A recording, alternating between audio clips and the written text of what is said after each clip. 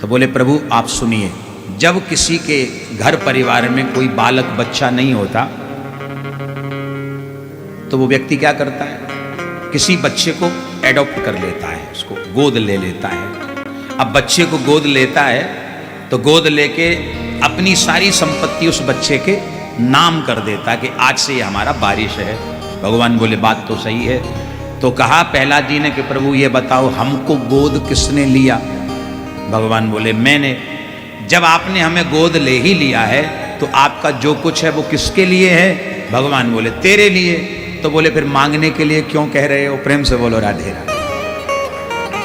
ऐसे ऐसे बड़े सुंदर सुंदर भाव श्रीमद् भागवत में हैं, लेकिन घड़ी तो इशारा कर रही कि आरती हो जानी चाहिए, 8 बज रहे हैं। चलो 2 मिनट में हम आगे की बात और पूरी कर लें। सुने ध्यान से।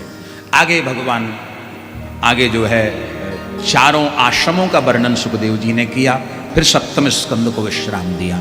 8वें स्कंद के प्रारंभ में मनवंतरों का वर्णन करते हुए गजग्राह की कथा सुनाई कि एक बार गजेंद्र का पैर ग्राह ने पकड़ा तो भगवान ने हरि रूप धारण करके गजेंद्र की रक्षा करी।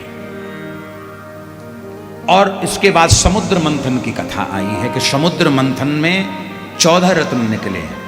देवताओं ने और दैत्यों ने मिलकर समुद्र मंथन किया तो पहले विष निकला। तो विष को कौन पी सकता है? जो साधक होगा, जो भजन करने वाला होगा, जो भगवान का भक्त होगा। क्योंकि समाज में आप रहते हैं तो समाज में जो कटुता का विष है, जो बुरी बुरी बातों का विष है, उसको पचाना हर किसी के बस में नहीं है। इस विष को वही झेल सकता है जो भगवान का भक्त होगा। प्रेम से कहो राधे राधे। ऐसे भगवान शिव वैष्णवा नाम यथा शंभु, भगवान शंभु ने उस हलाहल विष को पान किया कि तब निज कर तल पर उठा, किया हलाहल पान। उसी समय शंकर हुए नीलकंठ भगवान, नीलकंठ बन गए।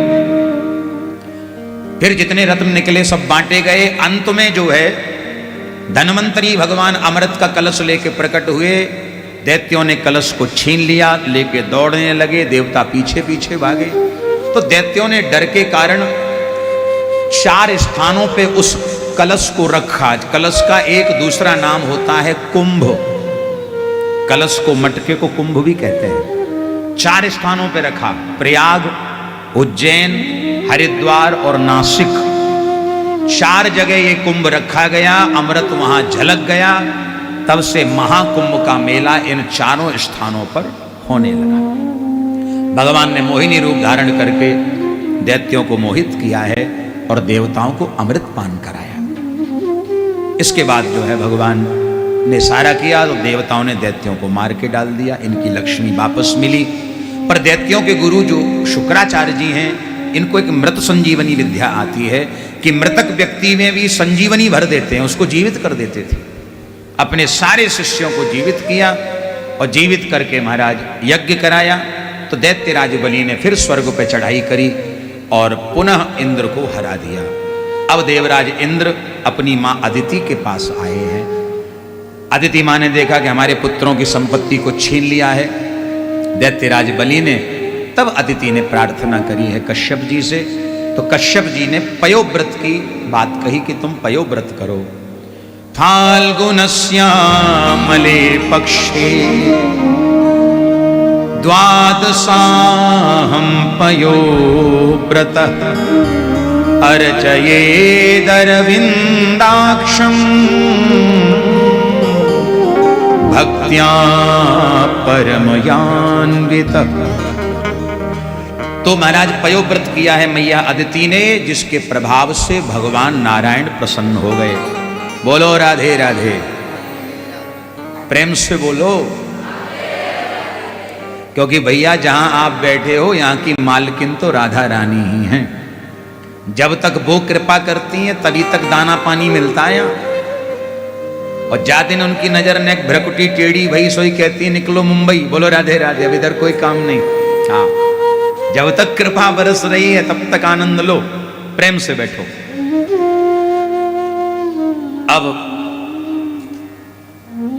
पयोव्रत किया, भगवान प्रसन्न हो गए, बरम ब्रूयात। अच्छा देखो, मैया अदिति वरदान ये चाहती थी कि हमें ऐसा पुत्र हो जो हमारी पुत्रों की संपत्ति दिलाने वाला हो, पर भगवान को देख के मैया सब कुछ भूल गई और मैया के मुख से निकल गया कि प्रभु हमें आप जैसा पुत्र चाहिए। भगवान बोले हमारे जैसे तो केवल हम ही हैं, अपने जैसा हम दूसरा कहां से लाएं? बोले ये आप जानो।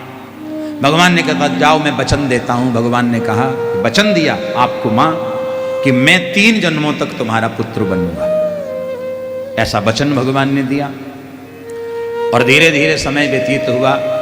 श्रोणायाम श्रवण द्वादश्याम मुहूर्ते अभजित प्रभु।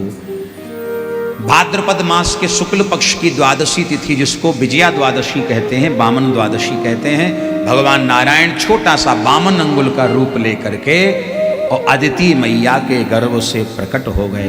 बोलिए वामन